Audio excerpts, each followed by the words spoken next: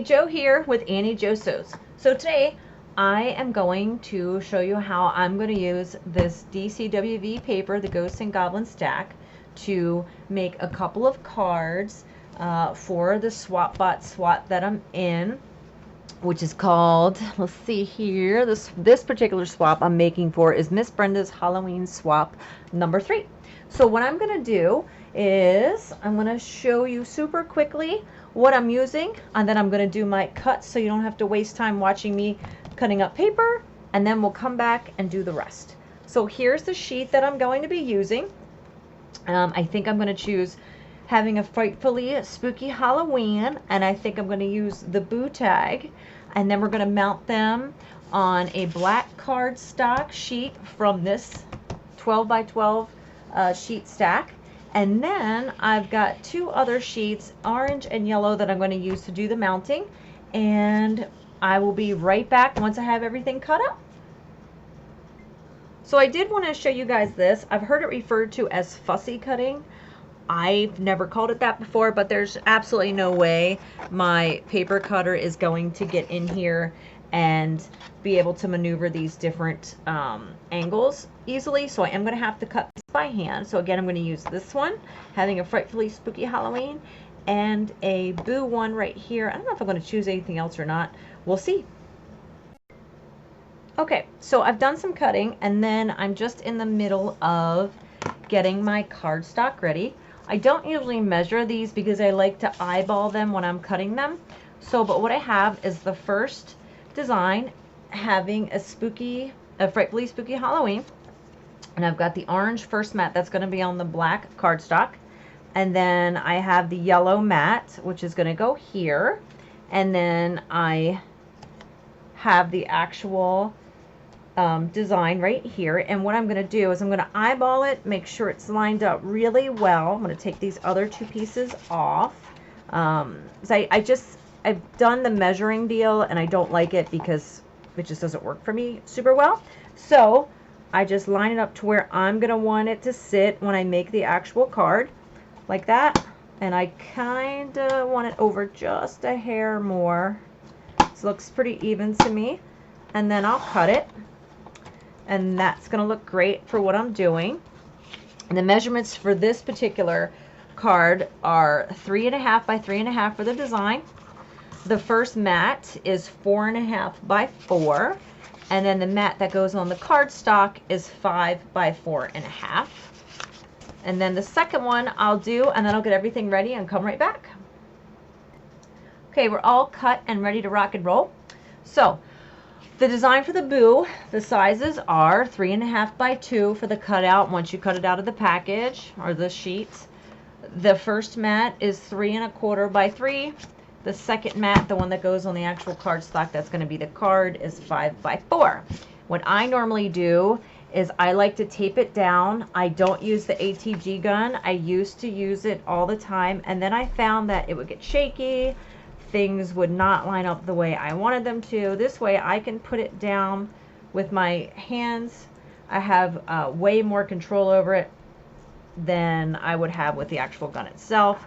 Now when they get down to being small like this, they get a little crazy, get a little loose, sticky stuff everywhere. So when it gets kind of small, then I have to like get a different one, but I make it work. Okay, so there we go. So I got the tape lined up, and I have put it on backwards. Okay, we're back, and just finishing up putting the tape onto the second mat for the boo, which is absolutely adorable. Gonna grab a new strip of the tape. My other one get kind of very tiny, and I couldn't really do a whole lot with it. So, but I just love this. I like this so much better than using the ATG gun because it does give me way more control, and I can set it down where I like it, and if I don't like it, I can move it around, decide on something else. So I can see that's going to be pretty much where I want to put it. I did make a boo-boo here and put the numbers up incorrectly on this sheet, but it really doesn't matter because I'm going to have this one going over top of it. No one's going to know. Well, except you guys. I mean, you guys will know. So, this one. And just line that up like that. See how that looks there. Let's see. Yeah, that looks pretty good. And then I'm going to show you what I'm going to do at the corner. So then we've got the actual design itself. Do the same thing where we just tape it. I leave the little tapey things on because it gives me, like I said, more control over what I'm doing. There we go. Put it on. Yeah, I think it's going to look pretty good right there. I actually have a little thing for the corner here that I'm going to use. So, let's see how it looks. And then I'll show you where I'm going to score this one. And here we go. All right. So there we go. Now I'm going to take my scorer,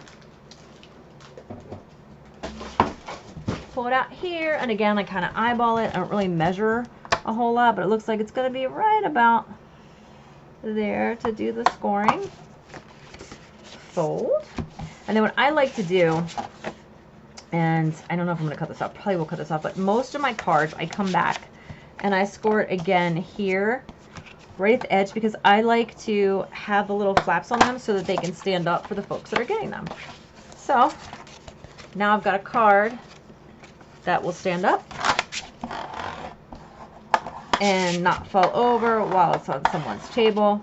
It's completely handmade and it should do really, really nicely, and hopefully my swap partner will like it. I also am gonna fix these up a little bit, and I'm going to be adding some of this cool ribbon I got the other day at the thrift store. It's super cool. I think I'm going to make a little bow and add that on the side here, and I think that'll just finish it off for me pretty well.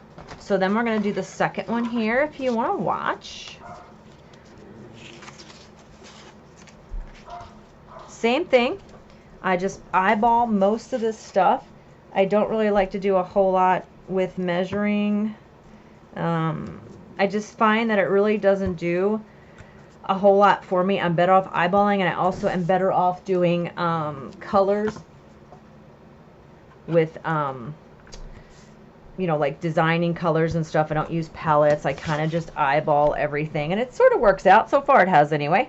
So here's going to be the mat that goes onto the card. If I can get the little tapey things off. So let's see here. I absolutely just love these papers. I'm getting ready to do some Christmas ones too. I had planned to do those first before this video, but I've been waiting for this particular swap to start. And I thought, you know, I'm not going to go to the store and buy anything. Every card I'm going to send out now is absolutely going to be handmade. And there we go. There's the first mat. And my swap partners for this particular swap are Kathy in Alabama and Robin in Colorado. And hopefully they're really going to like the cards that I'm making for them. So we're almost done here. And I always put one across diagonally too to give it just a little more staying power. Slip of the tongue there. I probably am running super low on coffee. And I don't really like to use any sort of glue on these because they just get kind of bubbly and weird and just don't look very good. So I don't ever use glue on these guys at all. And got that one. Make sure I get all my tape under, my little sticky stuff. Make sure we're lined up real well. And it looks like we are. And then time for the having a frightfully spooky Halloween, which will be the last one that I put on here.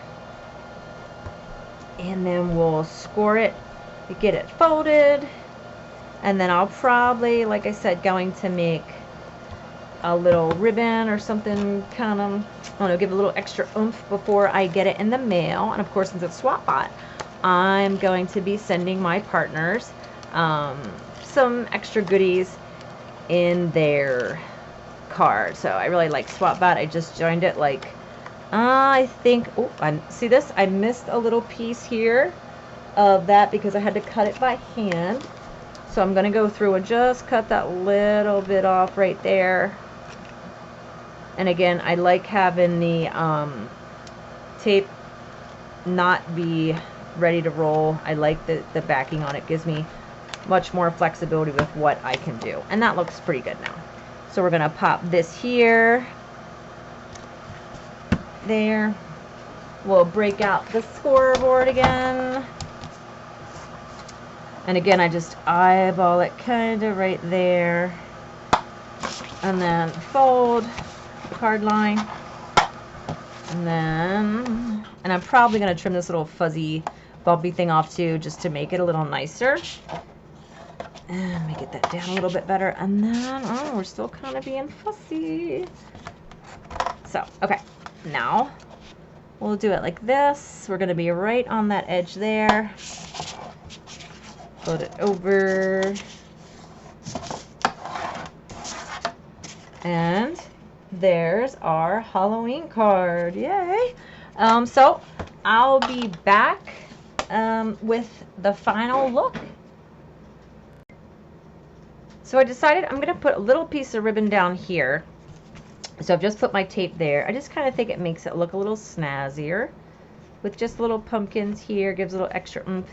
And I don't have to worry too much about lining it up too perfectly because it's the gluey stuff, and I can just sort of rub off whatever is extra or I don't like, or if it's not in the right spot or something. So I just think right about there is going to be great. And then there's my cards. So there's my first card for Halloween, and there's my second card for Halloween. I'm going to leave the inside blank in case they may want to use them, and I'll include a separate note letting them know that this is the card, and if they'd like to use it, they can. And then we'll include some goodies for my swap partners. See you later.